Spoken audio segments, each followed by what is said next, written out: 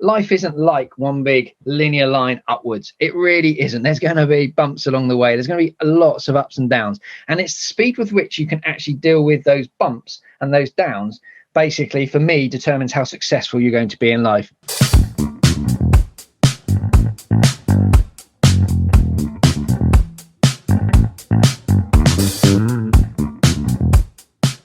My name's Richard Harding. I'm a husband, father of two boys, a 16-year-old boy and a 13-year-old boy. And I'm the global CTO at Haymarket.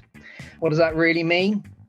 Well, I look after all things technology for Haymarket around the globe, and with an incredible supporting team. That means we deliver products and services across the group for Haymarket. I always had an interest in computing.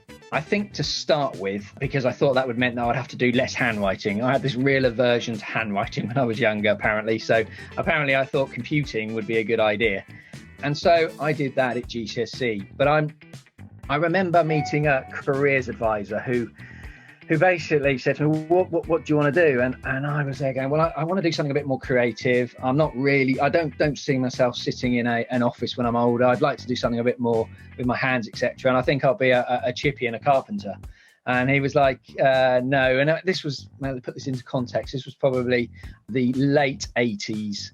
And it was a case of, no, I don't think that's a particularly good thing. These things called computers, they seem to be a good thing. So I was like, oh, okay, I'll go on and do an A-level in computing as well. And I followed that through, and I really, really enjoyed computing. And then I went off to university and I did a degree, not in pure computer science, in systems analysis, because I wasn't quite sure whether I wanted to be some hardcore techie programmer, or I more enjoyed the softer elements, the analysis, the talking to people, etc. And I did that, and it was a sandwich course, actually. So that meant you had a year out in industry. And I think that was really, really important for me, because I got that job for a year out, and I worked for a company called NatWest Life in Bristol, and I did that, and it was really, really brilliant to learn about all the different aspects of just going to work, really, to be honest with you. Back then, I ended up traveling the country handing out laptops to mortgage sellers. They were upgrading their laptop systems, etc. That was really fun. And I went back and I finished my degree. And when I finished my degree, I thought, well, how do I get a job, etc. And I was fortunate enough that, I spoke to a few people, and they were like, well, you've already got NatWest on your CV. So I spoke to NatWest, and they were like, yeah, come back to NatWest Life or come and see us in London. So I thought, well, I just spent 4 years in Bristol, and I love Bristol, fantastic. But I thought, well, there's got to be more to this world. Let's try and push yourself, Richard. And I was always a bit introverted, and I thought, well, let's see if I can push myself forward a bit more. And so I went to see some people in London, and I ended up getting a job with NatWest Corporate in London. This was mid to late 90s. So this was sort of millennium bug time. The whole world thought it was going to end. And I'm sure for many of you won't understand, but there was this big doom mongering going on that basically all IT systems were going to fail around the turn of the millennium, because we basically, in computing, they hadn't thought about going from 2 digits to 4 digits, well, basically ticking over the millennium. And basically planes were going to drop from the sky, cash machines were going to dish out cash just randomly. And so there was this huge thing. So there was this huge industry going on in computing. It was really exciting, got wrapped up in that. But after a couple of years there, Royal Bank of Scotland came and bought NatWest out. And I'd been working in Java, a more modern programming language, very trendy, very exciting, etc. And the Royal Bank of Scotland came along and they said, no, we're stopping all projects while we work out what this merger and acquisition looks like. You're going to move on to working in COBOL. Now, COBOL is an old mainframe programming language. And I thought, well, I don't really fancy this. So I think this is really important. Early on in your career, you've got to make a number of steps. So I looked for a new role, and I managed to join a small company at the time, a .com company called lastminute.com. Now I I joined them as employee number 42, so right back at the start. And the thing that I really remember was I was actually interviewed by Brent Hoberman and Martha Lane Fox, who were kind of subsequently the darlings of the internet industry. And what was really different there, and I had all these technical interviews and I got through, and this was all in one afternoon. You went along at lunchtime, and by the evening I was offered the job, and I'd spent afternoon being interviewed. Thought it was all a bit different because they had bean bags and ping pong tables, and I'd just come from corporate banking, which was basically leather sofas and hundreds of offices and etc. And I got to the Brent and Martha bit, and they, rather than interviewing me, they were just selling the business on me. They were selling their vision. They were selling what I wanted. And I thought, this is really different. This is like a business that wants me to try and work with them to do something a bit different, to create something so different from the staid and corporate industry that I'd been in at that point. So I joined them, and actually I stayed for 5 years, worked up to being a dev manager, and I left just after they sold the business. And it was it was a brilliant time, really great to understand entrepreneurial spirit. The fact that actually I remember at the end of one year I had a meeting in a cafe local to the business with Brent Homan. And Brent said, how do you think the year went? And I went, it's been a terrible year. We had those 10 projects at the start of the year. We've only got 3 over the line. And he was like, what are you on about, Richard? It's been an incredible year. The whole point was, the reason that we throw so many projects at you is that we don't expect them all to succeed. We've got to just try and keep pushing through. And I was like, wow, it was just so different. I was on this track where you had to deliver everything, and there were so many different paths through. But for Brent, he was much more let's just try and throw things, let's get things going. Let's see what we can get this to stick. And just because some of them, and by the way, when I say we hadn't delivered them, they just hadn't been as successful. We had got them out the door. They were there in life, but they just hadn't been successful like we'd expected.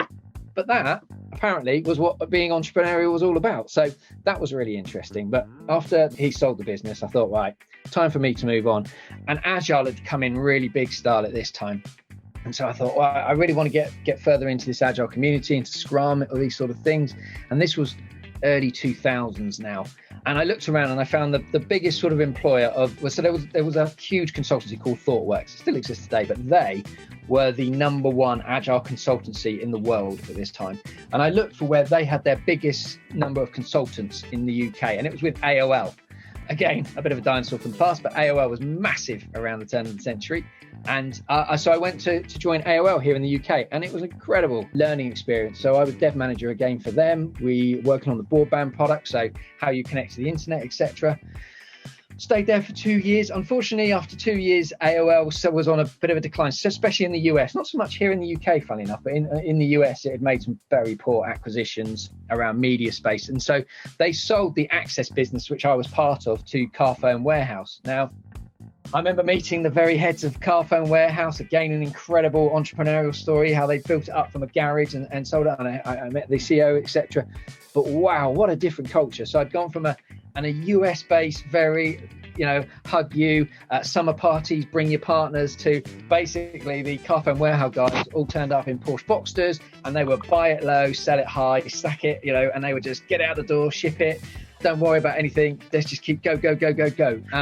A complete culture contrast again. So I was like, wow, this is really interesting as well, but I'm not sure this is quite where I want to be at this stage. So again, I looked around, and I joined ITV Online on demand. So they had a number of businesses, including Friends Reunited, but basically ITV wanted to take its broadcast TV and move it online. So I joined them as a head of technology, and I stayed with them again 5 years. Again, it feels like a good time period to work through some projects and see them through again and make sure that you've actually delivered. If you just stay for 1 or 2 years, you never really see the benefits of all the work that you delivered, and you can't really be judged on those if you're really honest. So I stayed with ITV, and that was where we launched the very first ITV player. So basically moving, like I say, some of their content online. And we had this big sort of competition with the BBC at the time, and we were doing collaborative stuff on some of the set-top boxes, but we were also going head-to-head on our online players. And they had gone with a download model, and we had gone with a streaming model. Now, subsequently, we were clearly right, because streaming is absolutely how you do it. But obviously back then, the internet wasn't quite as powerful as it is now. So we had a few challenges. We worked through huge amounts of technical challenges. It was just an incredible time for the industry. But anyway, so I was in charge of the projects that delivered those first ITV player. And then after 5 years, I decided it was probably about time to move on. And I'd really enjoyed the entrepreneurial stuff, and we'd grown really, really big. And so I decided to set up my own consultancy business and go out alone. And this was a really scary moment, because I had family at this point. I had lots of commitments, but I thought, I don't know if I could just keep working for big corporates. I enjoy that entrepreneurial bit. So I went out alone, and I basically phoned around all the senior people I'd known and met. And I just said, look, this is what I'm doing. This is what I want to achieve. And basically what I said was, I want one big client to work with to help pay the mortgage, etc. And I want a number of smaller clients that I can help develop their products and services and help them deliver and build their visions and dreams. And within 6 weeks, I managed to land a role at Heathrow Airport, where I was basically helping them set up their IT innovation team and their mobile app development team and running their IT strategy team. And then I also managed to land some non-exec roles with some startups who had brilliant ideas. These founders were incredible, but no real idea of how they were going to deliver it. So I started with Heathrow Airport, and I joined them, and I started on a 6-week contract, and I ended up staying for 6 years, working somewhere between 3 and 4 days a week. And then with startups, I've been through quite a few where I've been very fortunate enough to work. And I was doing this sort of side where I would work with founders, helping them build out, so the likes of Call Squad, Stream Hub, and a number of others that haven't been successful. And that's the other thing I learned. Back then, I thought that all companies were successful. They're not, by the way. They're not. But it's brilliant fun being part of it and helping them develop those ideas.